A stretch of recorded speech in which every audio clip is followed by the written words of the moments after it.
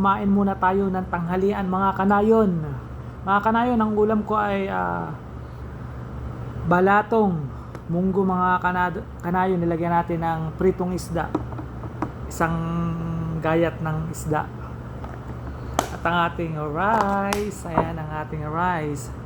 Sakto lang mga kanayon ang ating kakainin para tayo hindi masyadong tumaba. At ito ang ating panulak. Kapag-ugas na tayo ng kamay at tayo nagpasalamat na sa Panginoon sa ating pagkain, sa ating blessing or biyaya mga kanayon. Let's eat! Kain na tayo mga kanayon, tanghalian.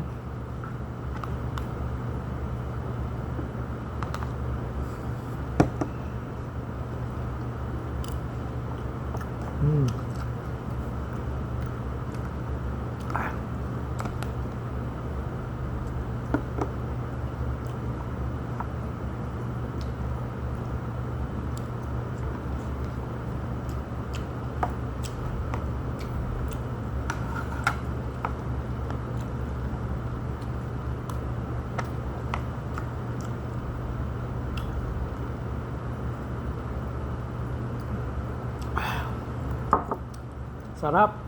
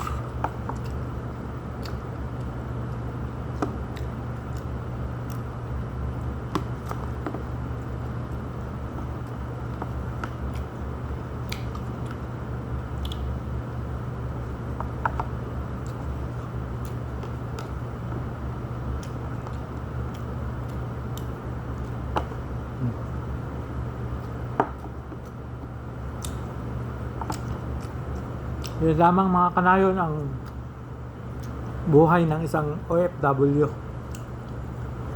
Pag minsan meron, minsan wala. Ang mahalaga, nakakapagpadala tayo sa ating mga pamilya, mga kanayon. Hindi natin sila napapabayaan. Kahit kulang yung ating pinapadala, mahalaga nakakaraos sila sa pang-araw-araw. Dahil dito sa Middle East, sa Saudi, hindi naman masyadong kalakihan ang mga sahod natin dito mga kanayon. Hindi natin may kukumpara sa ibang bansa, sa ibang lugar.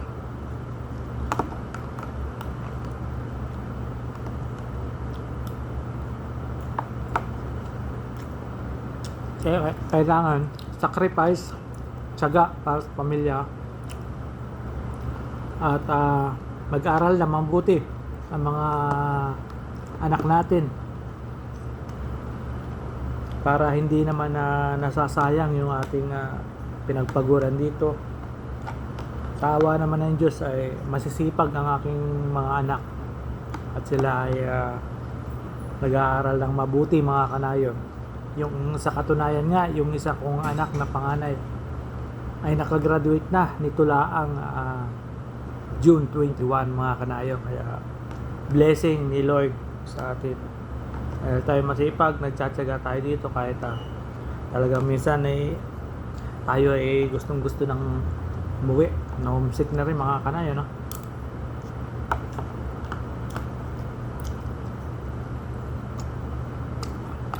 Tsaga pa rin tayo para sa pamilya.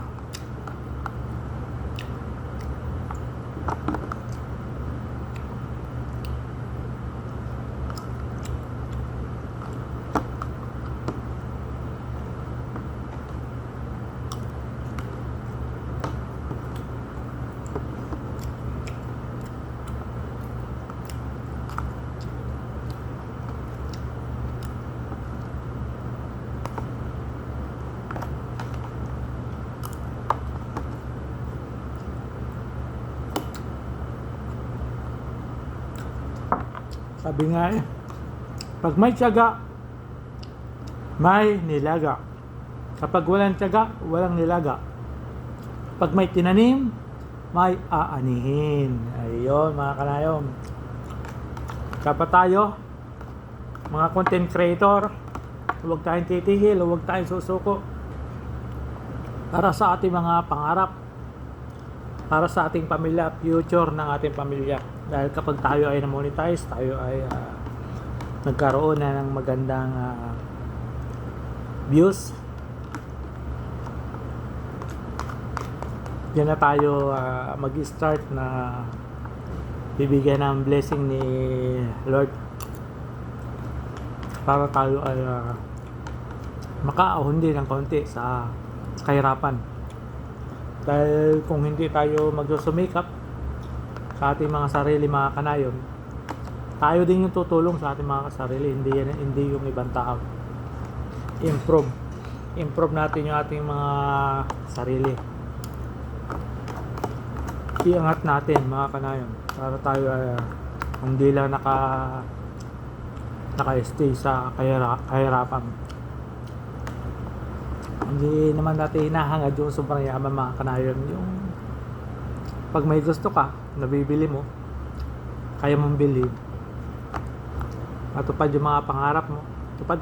Ang gusto ko lang naman mga kanayon, matupad ay magkaroon ako ng sariling bahay, magkaroon ako ng sapat na panggastos at magkaroon din ako ng sasakyan, siyempre. Ayan, kaya tayo libreng mangarap. Lahat tayo mga kanay, mga kapwa content creator, libreng mangarap, no? Kaya kung gusto mong umangat ka, sipagan mo pa sa paggagawa ng iyong mga good quality na content.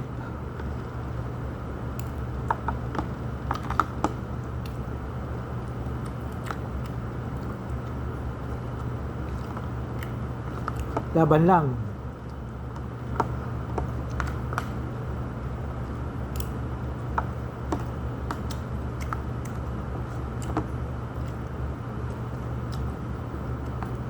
Laban lang, kahit anong hirap ng pagsubok, kakayanin natin.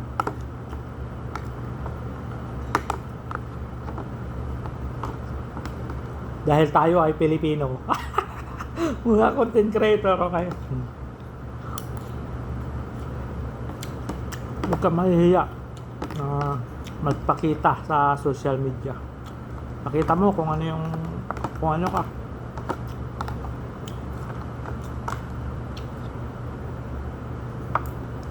Kaya kung mahiya ka, hindi magkakalaman yung bulsa mo. Laging butas. Laging butas ng bulsa mga kanayon. Kaya anong dapat gawin? Sipag, tiyaga, sumikap, bawat isa. Para sabay-sabay tayong aangat mga kanayon.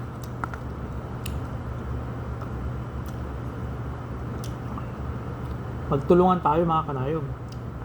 Kapag i-engage, kapag dumaan ang aking video sa inyong wall, panoorin nyo, tapusin nyo muna bago kayo mag-comment, mag-like and share, follow. Huwag agad kayong magko-comment hanggat hindi pa natatapos yung videos na pinanonood nyo, kasi hindi kayo makakatulong sa mga kapwa content creator. Huwag agad ninyo i-skip ang mga videos mga kanayon. Kaya mga kanayon, tapos na. Tinik na lang yung natira. Sana ay lagi nyo akong suportahan, subaybayan sa aking mga content na ina-upload. Short video, long 4 videos mga kanayon. At tulungan tayo sa isa't isa. Maraming salamat sa inyong walang sawang pagsuporta. Thank you for watching mga kanayon.